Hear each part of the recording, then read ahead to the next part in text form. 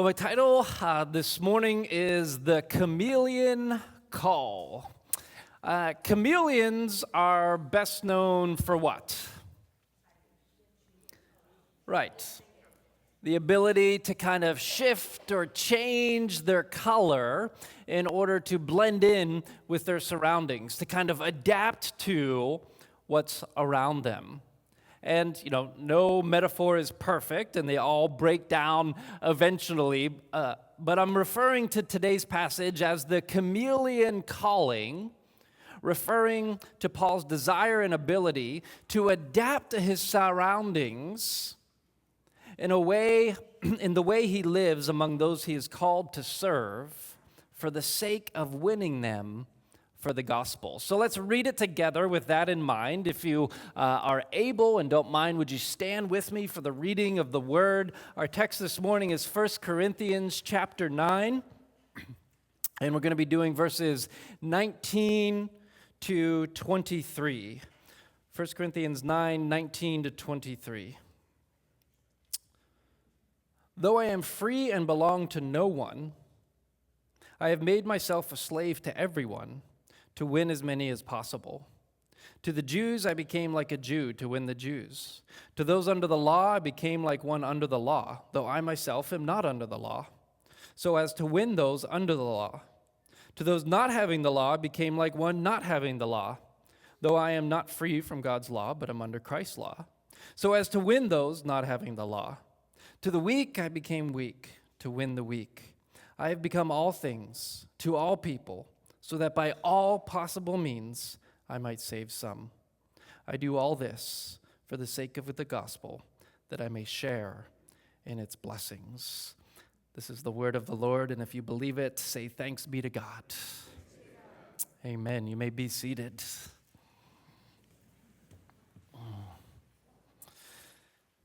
So today's message, as it should be when you're in a book series, is sort of a continuation of the last few weeks of talking about laying down our rights for the sake of the gospel.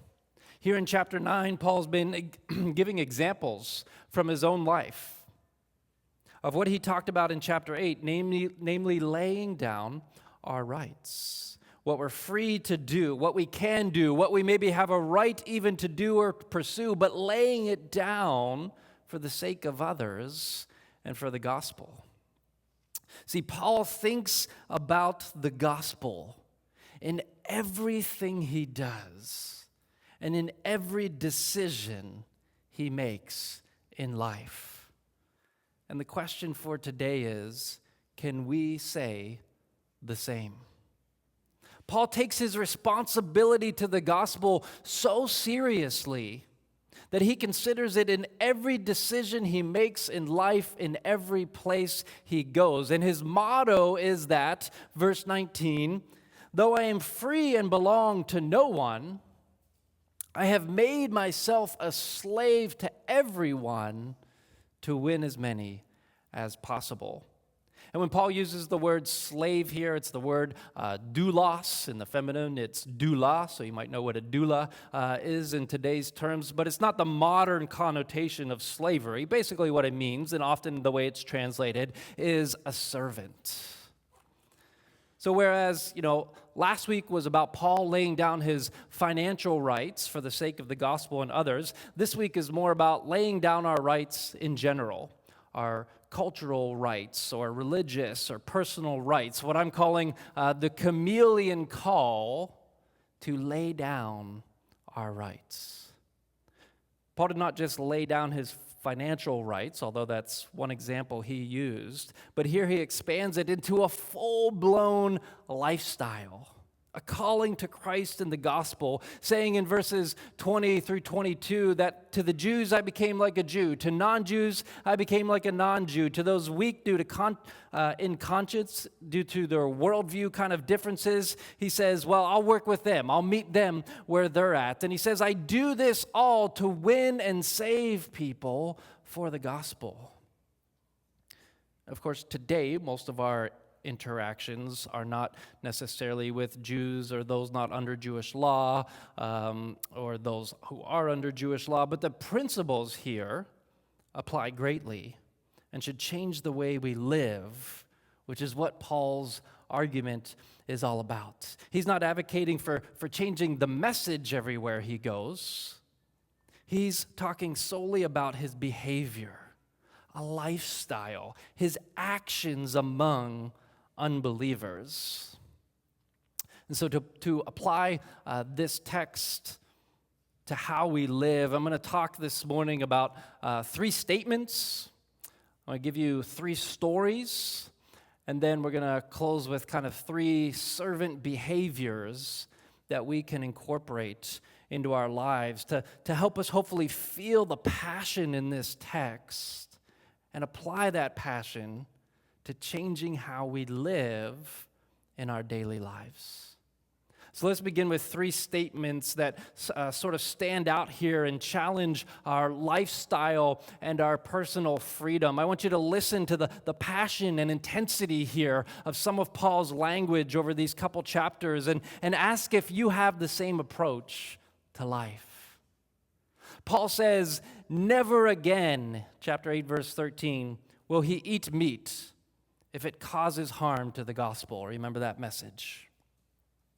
He says, "I will put up with anything rather than hinder the gospel." And then he says, "I would rather die than have the gospel be misrepresented." Can we say this about our own lives? Do we have this kind of focus and intensity on living for the gospel? Is there anything you're not willing to say never again to, if it might cause harm to the witness of the gospel?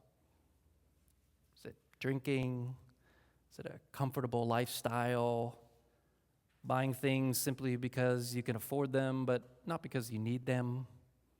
A desire to appear successful or wealthy? Being away too much so that you can't really build relationships in your community for the sake of the gospel? Bitterness, gambling, rage, social media rants. Search your heart. Is there anything you would have a hard time saying, never again will I do this, have this, live this way? Is there anything you'd have trouble letting go of? If so, it could be a stronghold.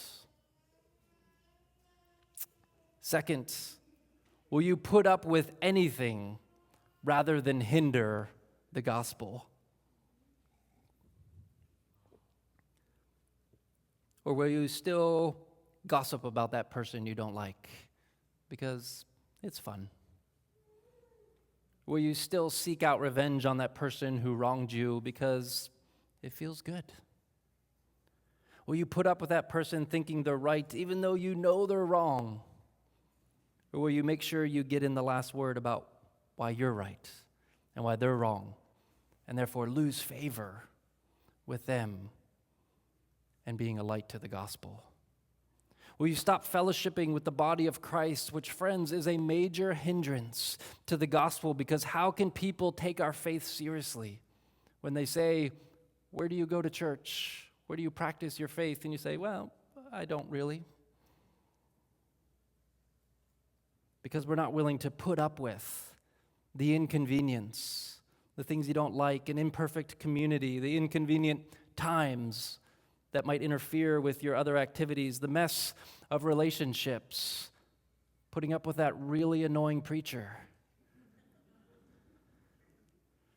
Or do you persevere for the sake of the gospel because you know God's vision and plan for the corporate gathering, the ecclesia, the church, those called out and gathered together, and you want to invite others into it? Therefore, you'll lay down some preferences for the sake and witness of the gospel.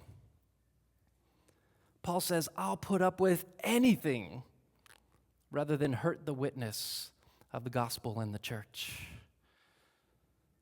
Just a confession, as you know, the word is supposed to speak into our hearts. And there's a situation this week where I should have let something go for the sake of the witness of the gospel, but I sort of pressed to sort of get what I thought I deserved or was right, and honestly, in the process, might have harmed the witness of the church. And in retrospect, I should have prioritized the witness of the gospel, rather than, being right or making sure something was perfectly fair. Right? It's really hard. Lastly, would you even go to the point of death rather than to let the gospel be misrepresented? A lot of Christians have done so in the history of the world. A lot do so today. And so might we, and we should at least be ready. So friends, I touched on this a little bit last week. Remember that we are living in one of the greatest mission fields on earth right here in Vancouver Island and in BC and really in Canada in general, where the next generation's exposure to the gospel has been next to nothing. And in order to reach them, it's going to take an intense, intentional lifestyle that is willing to say, never again. I'll put up with anything. I'll even die for the sake of the gospel. And actually see our current situation as an advantage, really, and an opportunity. But it also requires a lot of hard work and discernment on how to be a chameleon out there. How to adapt to the culture so we can serve our culture, making the gospel relatable and understandable and appealing to those around us. So let me give 3 stories or examples that illustrates this, kind of how, like it was for Paul, that everything we do should have our gospel kind of radar on, should have our attention around us. The great chameleon kind of challenge to know our culture, but the opportunity that lies before us. So recently I was on a plane to Atlanta, and I was going there for a professional conference to present some research. And I was on the plane, and I was sitting next to a young Asian Canadian who had a PhD in beef engineering. I know you're thinking, didn't know those existed, but they do. And, we were talking, kind of, what are you doing? What are you doing? And so she was going to a conference as well on beef engineering. And so we were talking, and she has a PhD. So it just came about that, I have my PhD too. And she says, in what? And I said, in theology. And she said, theology? Like T-E-A? Like theology? I thought, well, maybe she just didn't hear me correctly. And so I said, no, theology. That's it. And she had no idea what I was talking about. And in fact, she thought it was kind of strange that a PhD would exist in such a thing. And I kind of thought, that's strange coming from a person with a PhD in beef engineering, right? But so we started talking a little bit, and, I was able to kind of just talk to her.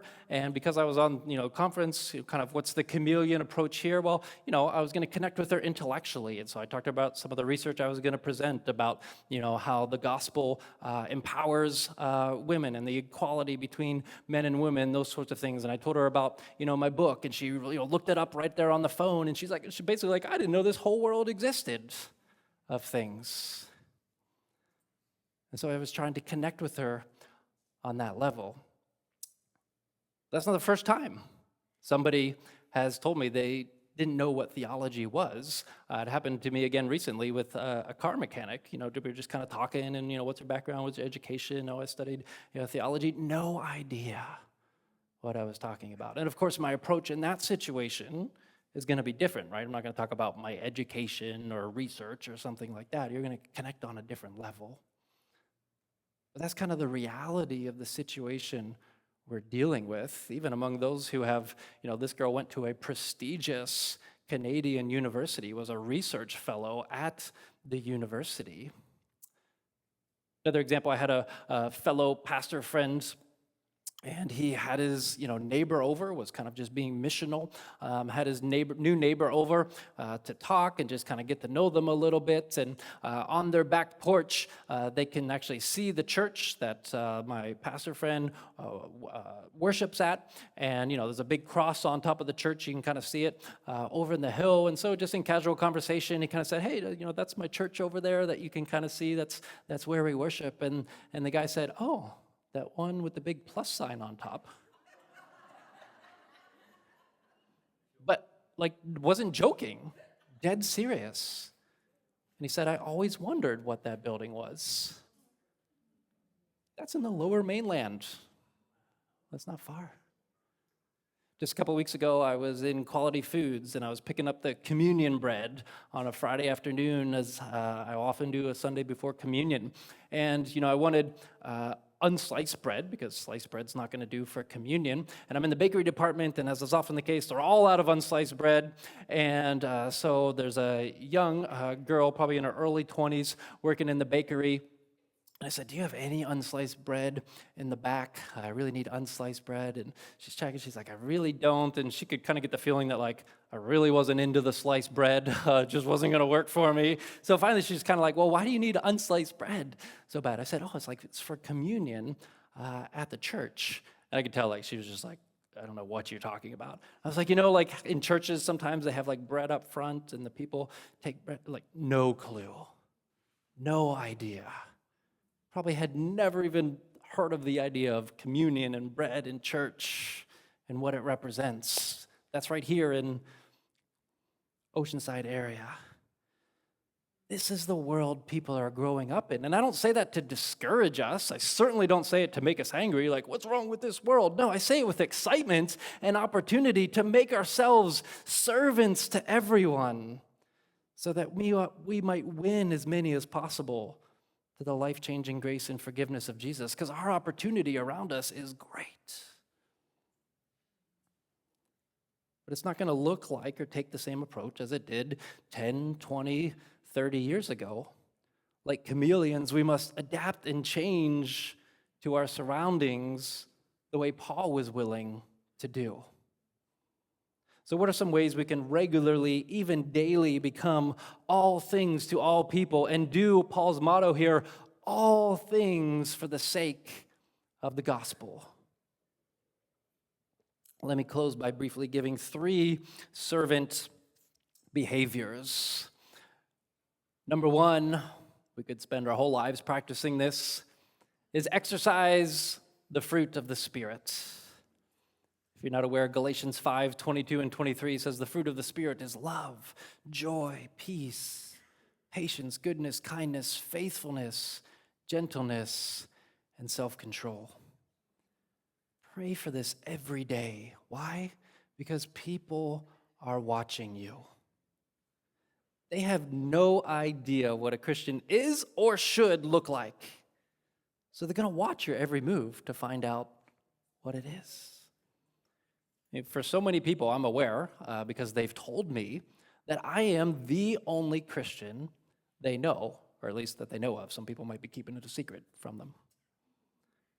I realize it's slightly different for me because, my profession immediately identifies me as a Christian, but, I'm hyper aware everywhere I go and in everything I do, whether the grocery stores or places I frequently shop, the gym community I'm a part of, sports teams, the practitioners I regularly see, whether chiropractors or massage therapists or doctors, the clubs and groups and schools my kids are in, that people are watching.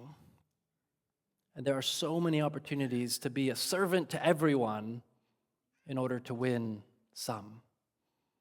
So how can you make yourself stand out? How can you display the fruit of the Spirit? Let me just give one that I think you can do every day in your life, because we all handle money every day in our life. We can be generous. Jesus is so clear. He teaches this. He basically says, use your money to win people for the gospel. Jesus just lays it out clearly. I just give one example. Recently, my family went out to dinner and, got to talking to the server, and We started talking about church a little bit, and she said, "Oh yeah, like a lot of people, I hear this story. I went a couple times when I was a kid, or sometimes it's my grandma used to take me, or whatever it might be. And I've thought about going back before. People always say this, but I haven't been in so long. And I usually work on Sundays. I can't really afford to miss out on that money. And when I am off on Sundays, it's my only day off, and I also don't have a lot of gas money to drive to church. And so obviously I saw it as an opportunity." So, I gave her a $100 tip. And, technically, she was the one serving us, right? But here was a situation where I could use it as an opportunity to be a servant to her. And I've worked and lived in that world of restaurant hospitality. I've served lots of tables in my day. I know how hard it can be. And the best way to adapt to that environment, to take a chameleon approach, to gain favor, to kind of honestly speak their language, is tipping, right? Because I knew my mood and really assessment of people when I worked in that world was dependent on tips. And so I said to her, "Hey, I'm not giving this to you with the expectation that you will come to church just because I'm, tipping you this money." I said, "But I want you to know that if you do, I hope this covers some of your missed shift, or I hope it covers some of your gas money. I just want you to know, that's how badly I would love for you to come."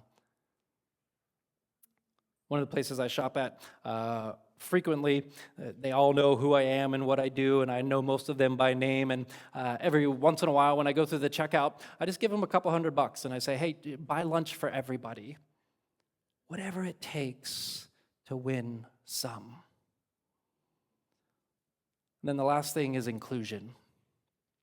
Paul says, "To the weak I became weak to win the weak." In context, Paul likely means weak in conscience, not physically weak, but the principle is still that Paul understood the gospel is not just for those like us, that we need to go and meet people where they're at. So don't only include or hang out with people that are easy to include or hang out with. Go out of your way to invite someone to lunch who doesn't always get invited, who you barely know, who doesn't look, sound, or dress like you. Talk to the people no one is talking to. Sunday at church is just a great time to practice this, but by all means, then take that out into your workplace and your social groups and the places you frequent, because it'll do two things. Number one, it'll obviously minister to that often not included person. But number two, people around them will also see it. And remember, they're watching. And they'll see what a Christian is like, that we pay attention to and value everyone, even those who aren't like us, that we might even disagree with in lifestyle, which hopefully will tell them a little bit about what Jesus is like. I become all things to all people, so that by all possible means, I might save some. Paul thinks about the gospel in everything he does and in every decision he makes in life. And the challenge is, do we? Will we? So as the band comes up, Paul's chameleon calling, his hypersensitivity to how everything he does impacts how or if people might respond to the gospel, it literally changed the world. It made him effective. It's a big reason Christianity spread in the first century, was this approach from Paul. He says, "I have made myself a servant to everyone to win as many as possible. I do all this for the sake of the gospel, that I might share in its blessings." In other words, Paul says, it's just all for Jesus. It's all about Jesus. More often than not, my life speaks me into every situation, not Jesus. But I want to be so captivated, so consumed by the gospel, aware, like a chameleon, of my surroundings, that I'm speaking the name of Jesus, that I'm presenting the presence of Christ, that I can be, as the Bible says, the aroma of Christ, so that I will never again do anything that might harm the gospel, that I will put up with anything rather than hinder the gospel, and would even die rather than the gospel be misrepresented.